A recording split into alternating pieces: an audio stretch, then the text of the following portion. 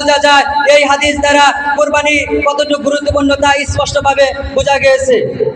নবী করিম সাহাবায়ে কেরাম রাদিয়াল্লাহু তাআলা আনহুরা নবী করিম সাল্লাল্লাহু আলাইহি ওয়াসাল্লামকে বললেন যে ইয়া রাসূলুল্লাহ কুরবানির ফজিলত কি?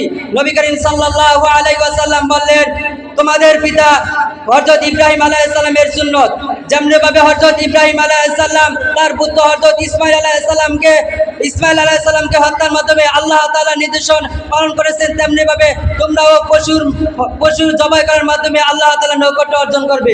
প্রিয় উপস্থিতি, তখন সাহাবায়ে কেরাম রাদিয়াল্লাহু তাআলা আনহুরা বললেন হে আল্লাহর রাসূল এতে আমাদের লাভ কি? নবী করিম সাল্লাল্লাহু আলাইহি ওয়াসাল্লাম বললেন প্রতিটি পশমের বিনিময়ে একটি করে সওয়াব রয়েছে।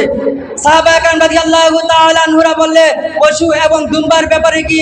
নবী করিম সাল্লাল্লাহু আলাইহি ওয়াসাল্লাম বললেন প্রত্যেক বকরির পশমের বিনিময়ে একটি করে সওয়াব রয়েছে। এই কুরবানি জারি করার উদ্দেশ্য হলো আল্লাহ তাআলার আদেশ কে মানছে এবং কে মানছে না। প্রিয় উপস্থিতি, এত গুরুত্বপূর্ণ একটি ইবাদত, এত ফজিলতপূর্ণ একটি ইবাদত থাকা সত্ত্বেও আজ আমরা পৃথিবীর বিভিন্ন ইতিহাসের দিকে তাকিয়ে দেখছি কিছু নাস্তিক, কিছু মুরতাদ, কিছু কাফের কুরবানির বিরুদ্ধে অবস্থান নিয়েছে। প্রিয় উপস্থিতি, তারা বলছে একই দিনে কুরবানি করা এবং পশুগুলোকে হত্যা করা এবং কুরবানির মাধ্যমে পশুগুলোকে হত্যা করা হয়েছে, তাদের উদ্দেশ্য হলো আল্লাহ তাআলার ইবাদতের উপর নানা রকম অত্যাচার করা। প্রিয় উপস্থিতি, আজ নাস্তিক মুদ্রাদরা মুসলমানদের বিরুদ্ধে লেগেছে।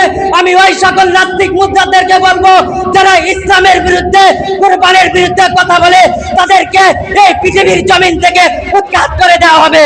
প্রিয় উপস্থিতি, তাদের মূল উদ্দেশ্য হলো তারা যেন আল্লাহ তাআলার বিধান ভালোভাবে আদায় করতে না পারে। প্রিয় উপস্থিতি, যখন একটি জীবকে হত্যা করা হয় তখন তাদের এত মায়া লাগে। যখন আমার মুসলমান কলিজার টুকরা যুবকদের কাছে বেঁধে হত্যা করা হয় তখন তাদের এই মায়া কান্না কোথায় থাকে? তাদের তখন মায়া কান্না আসে না কেন? প্রিয় উপস্থিতি, যখন মা বোনদের ইজ্জত দিয়ে ছিনিমিনি করা হয়, যখন মা বোনদের ধর্ষণ করা হয় তখন তাদের এই মায়া কান্না কোথায় থাকে? তখন তাদের এই মায়া কান্না আসে না কেন? প্রিয় উপস্থিতি, তাদের মূল তাগরির হলো মুসলমানরা যেন আল্লাহ তাআলার ইবাদত আদায় করতে না পারে। প্রিয় উপস্থিতি, আমাদের সজাগ থাকতে হবে। যখন নাস্তিকদের বিরুদ্ধে, কাফেরদের বিরুদ্ধে যুদ্ধ ঘোষণা হবে তখন আমরা মাথায় কাফনের কাপড় বেঁধে যুদ্ধ করার জন্য প্রস্তুত আছি তো? আমরা যে কোনো সময় তাদের বিরুদ্ধে যুদ্ধ করব। যখন তাদের বিরুদ্ধে যুদ্ধ ঘোষণা আসবে তখন কোমরে কাঞ্চা বেঁধে, মাথায় দাফনের কাপড় বেঁধে তাদের বিরুদ্ধে আমরা যুদ্ধ করার জন্য ইনশাআল্লাহ সব সময় প্রস্তুত থাকবো। আসসালামু আলাইকুম।